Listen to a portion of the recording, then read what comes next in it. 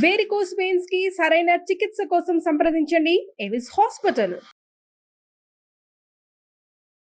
నమస్తే రమగారు. నమస్తే చే రమగారు, ఏదైనా మంచి కథ చెప్తారు? అగ్ని పరీక్ష చెప్తా. పూర్వం అట ఒక పురందర నగరం అనే ఒక రాజ్యం ఉండేది. పురందర రాజ్యం. రాజుగారికి లేక లేక ఒక కూతురట. ఆ రాజ్యము భూమండలానికి ఒక చివరి ఉండేది.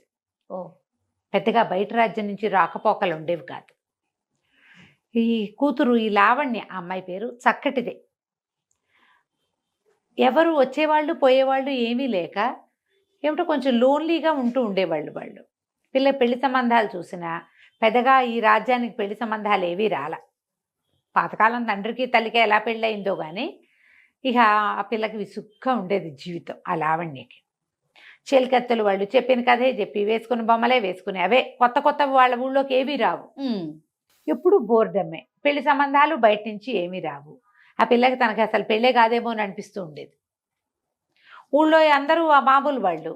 వీళ్ళలో ఎవరికైనా ఇస్తే అక్కడే పడి ఉంటాం కదా. బయట రాజ్యం వాళ్ళు కావాలని ఉంది. ఏ రాజ్యం వాళ్ళు వీళ్ళ రాజ్యానికి రారు. ఒక బోర్డమ్ పాపం.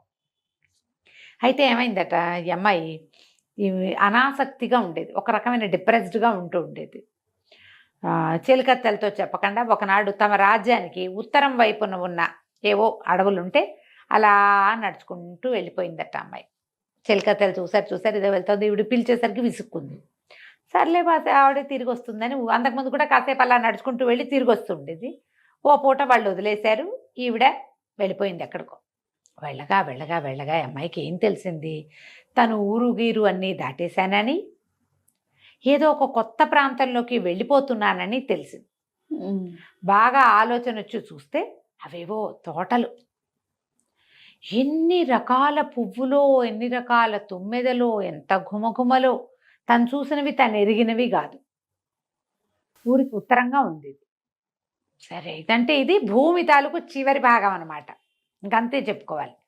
ఇక ఏం చేసింది, ఒక్కో పువ్వు దగ్గరికి వెళ్ళి చూస్తుంది. ఓ పువ్వు అంతుంది, ఒకటి ఇంతుంది, రంగులు, పువ్వులు, వాసనలు, వాటి మీద ఉన్న పుప్పొడి అన్నీ వింతగానే ఉన్నాయి.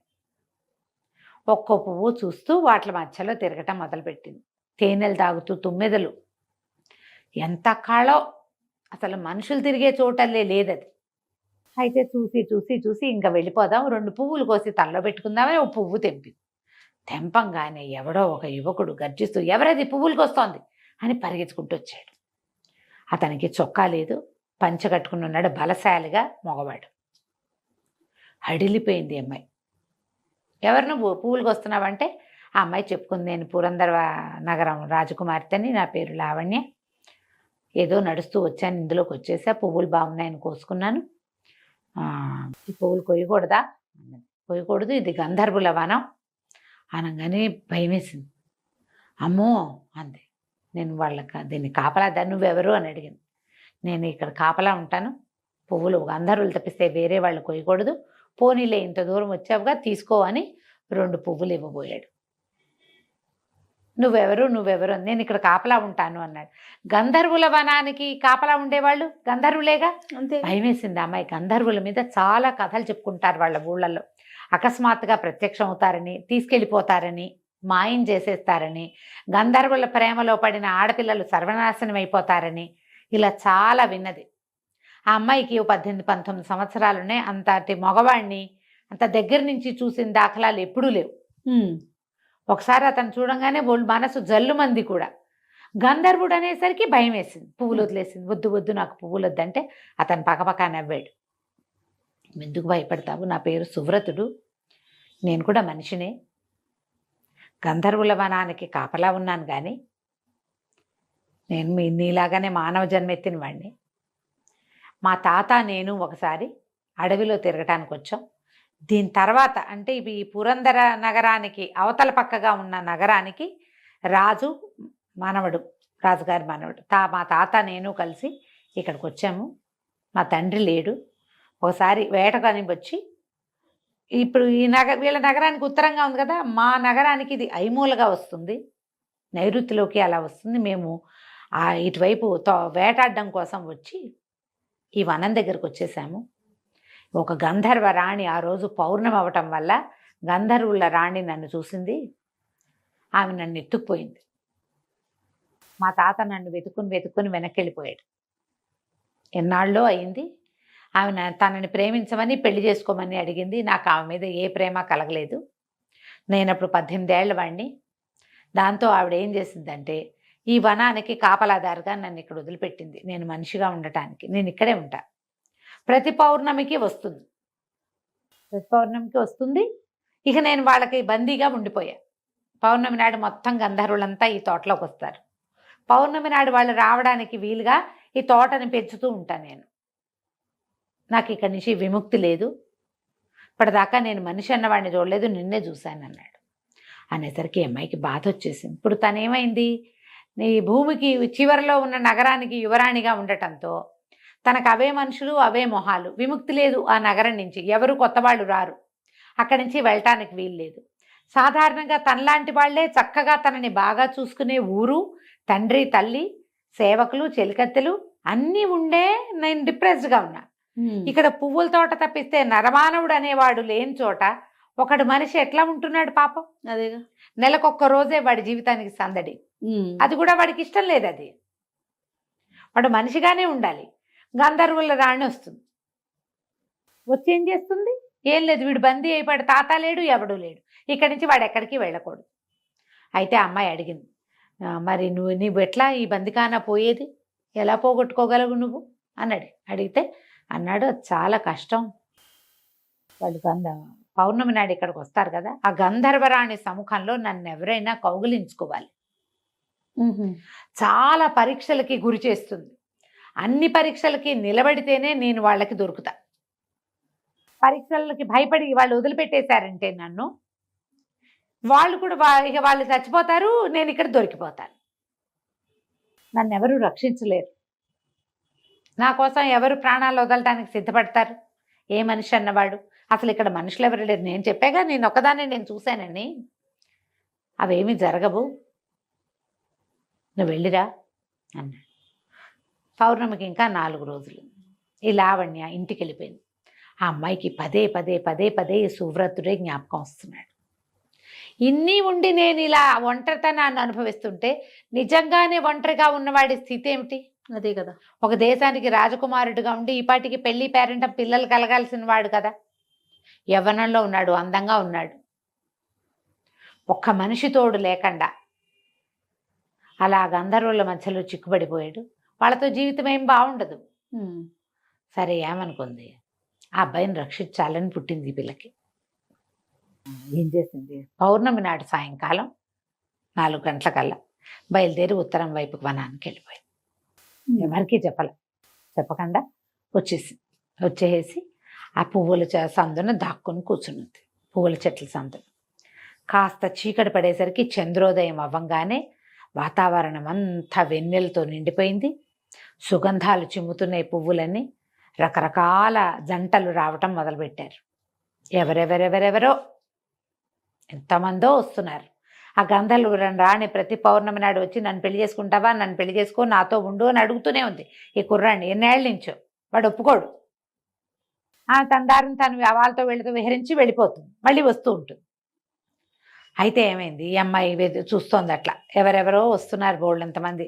అందరూ నాట్యాలు చేస్తున్నారు, పాటలు పాడుతున్నారు. ఈ పువ్వుల్లో ఉన్న మకరందాన్ని పీల్చి పువ్వులు కోసుకుంటున్నారు. ఒకళ్ళ పువ్వులు కోసి ఇంకోళ్ళ తలల్లో పెడుతున్నారు. జంటలు ఎన్నో నాట్యాలు చేస్తున్నాయి. క్రమంగా ఈ అమ్మాయి చూడగా ఒక మహాద్భుత సౌందర్యవతి బోల్డని నగలతో అలంకరించుకుని రెక్కల గుర్రం మీద రావటం చూసింది. చూసేసరికి ఆ అమ్మాయికి తెలిసింది, వీళ్ళందరూ వేరు, అమ్మాయి వేరు. వీళ్ళంతా జనంగా ఉన్నారు, అమ్మాయి రాణిగా ఉంది. ఇదే గంధర్వుల రాణి అని తెలుసుకుంది. ఆ అమ్మాయి రెక్కల గుర్రం దిగి అట్లా లోపలికి వస్తుంటే ఎక్కడున్నావు అని పిలుస్తూ ఉంటే ఈ సువ్రతుడు ఒక చెట్ల చాటు నుంచి రాణికి ఎదురుకుండా వెళ్తున్నాడు. ఈ అమ్మాయి ఏం చేసింది, పరిగెత్తుకుంటూ వెళ్ళి ఆ సువ్రతుడిని గట్టిగా కావలించుకునేసరికి అలా గంధర్వరాణి పిచ్చి కోపం వచ్చేసింది. ఎవరో స్త్రీ తాను కావాలనుకుంటున్న వాడిని కౌగిలించుకుంది. వెంటనే ఆవిడ ఎలాంటి మాయ చేసిందంటే ఈ కావలించుకుంది కదా, ఈ అమ్మాయి 2 చేతులతో హగ్ చేసుకుంది. సడన్ గా ఈ కౌగిల్లోంచి సువ్రతుడు మాయమయ్యి బ్రహ్మాండమైన కొండ శిలువ ఇంతలా ఉంది, పాము బుసలు కొడుతూ. ఈ అమ్మాయి వదిలిపెట్ల. తెలిసింది అమ్మాయికి, ముందే చెప్పాడు కదా ఆ మాయలు, చాలా మాయలు పన్నుతుంది, ఆ మాయని తప్పించుకోలేరు ప్రతి వాళ్ళు. అమ్మాయి కళ్ళు మూసుకుంది, కృష్ణ కృష్ణ అనుకుంటూ భగవంతుని తలుచుకుంటూ అట్లాగే కావలించుకుంది. చాలాసేపు గడిచింది. ఈ అమ్మాయికి ఆ మెత్తటి పావును కావలించుకున్న ఫీలింగ్ తెలుస్తూనే ఉంది. సడన్ గా ఒక్కసారి ఇచ్చగా కొండ చెలువుగా ఉన్నదాన్ని సింహంగా మార్చేసింది. సింహం గర్జిస్తోంది, దాని జూలు అది నోరు తెరిస్తే దాని నోట్ల నుంచి ఒక వెగటైన వాసన వస్తుంది, మాంసప్ప వాసన వస్తుంది. అయినా సరే ఆ సింహాన్ని కౌగిలి నుంచి వదలలేదు ఈ అమ్మాయి, వదిలిపెట్ల. ఎంత కేకలు పెట్టిద్దో, అరుస్తూనే ఉంది ఆ సింహం, గర్జిస్తూనే ఉంది.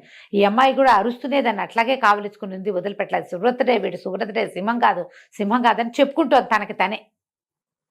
అంతా మాయ, ధైర్యంగా ఉండాలి అని చెప్పుకుంటూ అలాగే వదిలిపెట్టదు అని ఉన్నట్టుండి ఏమైందో తెలుసా, ఆ సింహం మారిపోయి కాలిపోతున్న ఒక ఇనప స్తంభంగా మారిపోయాడు ఆ సువ్రతుడు. ఆ ఇనప స్తంభాన్ని కౌగిలించుకుంటే ఎలా ఉంటుంది, కాలిపోతుంది. ఒళ్ళంతా మంటలు, మండిపోతోంది. చర్మం ఉడికిపోతున్నట్టు, కండలు ఉడికిపోతున్నట్టు, లోపల వక్షస్థలం కాలిపోతోంది, చేతులు కాలిపోతున్నాయి. ఆ అమ్మాయి అలాగే దేవుడా దేవుడా అనుకుంటూ కౌగిలించుకుని వదిలిపెట్టలే. చాలాసేపటికి ఆ కాలిపోతున్న ఒంటితో స్పృహ తప్పిపోయింది. స్పృహ తప్పి పడిపోయింది లావణ్య. ఆ అమ్మాయికి స్పృహ వచ్చేసరికి తన కౌగిల్లో సువ్రతుడు ఉన్నాడు, వాడికి కూడా స్పృహ లేదు. తెల్లారిపోయింది తెల్లగా. పొక్కలు మామూలుగా పువ్వులు పూసి ఉన్నాయి. ఆ తోటలో ఒక్క గంధర్వుడు లేడు. ఇది సాయంకాలం వచ్చింది అమ్మాయి, తెల్లవారేదాకా ఇక్కడే ఉంది. ఎప్పుడైతే రాత్రి 12 గంటల వేళ యువరాణి ఇంటికి చేరలేదు అని తెలిసిందో, రాజు కొంతమంది భటులు వెతుక్కుంటూ వచ్చారు. వచ్చేసరికల్లా ఇక్కడ ఈ స్పృహ తప్పి పడి ఉన్న రాకుమార్తె, ఆమె కౌగిల్లో ఉన్న సువ్రతుడు కూడా కనపడ్డారు వాళ్ళకి. వాళ్ళు నీళ్లు చల్లడంతో ఈ అమ్మాయికి మెలకు వచ్చింది. లేచి తండ్రి దగ్గరికి వెళ్ళింది. తండ్రి ఆశ్చర్యపడి, ఎవరు ఇతను, ఇక్కడికి ఎందుకు వచ్చావు, ఎలా వచ్చావు ఏంటంటే, అప్పుడు ఈ సువ్రతుడే జరిగిందంతా చెప్పాడు. చెప్పేసరికల్లా రాజు అన్నాడు, నాయన, నా కూతురు అగ్ని పరీక్షకి నిలబడి నిన్ను మనిషినిగా, నిన్ను బందిఖానా నుంచి విడిపించింది. ఇంకా గంధర్వులు ఈ వనానికి రారు, ఎప్పటికీ రారు. నీకంటే గొప్పవారుడు ఎవరు దొరుకుతారు? మా అమ్మాయి అగ్ని పరీక్ష, సీతాదేవి అగ్ని పరీక్షకి నిలిచి భర్తను చేరుకుంది. అది నా కూతురు కూడా అగ్ని పరీక్షకే నిలబడింది. మా పిల్లని వివాహం చేసుకో, మీ రాజ్యానికి నేను పంపిస్తానని చెప్పి ఇంటికి తీసుకుపోయి చక్కగా పెళ్లి చేసి, వీళ్ళకి ఐమూలగా ఉన్న రాజ్యం, వీళ్ళకంటే ముందు రాజ్యం అన్నమాట, హాయిగా పెళ్లి చేసుకుని సువ్రతుడు, లావణ్య పురంధర రాజ్యాన్ని, వాళ్ళ తాతగారి రాజ్యాన్ని, 2 రాజ్యాలని పరిపాలన చేస్తూ హాయిగా ఉన్నారు. కథ కంచికి మనం ఇంటికి. చాలా బాగుంది రమ్మ గారు. అంటే చాలా ఇంట్రెస్టింగ్ గా అనిపించింది. అవును. నమస్తే. నమస్తే జయ.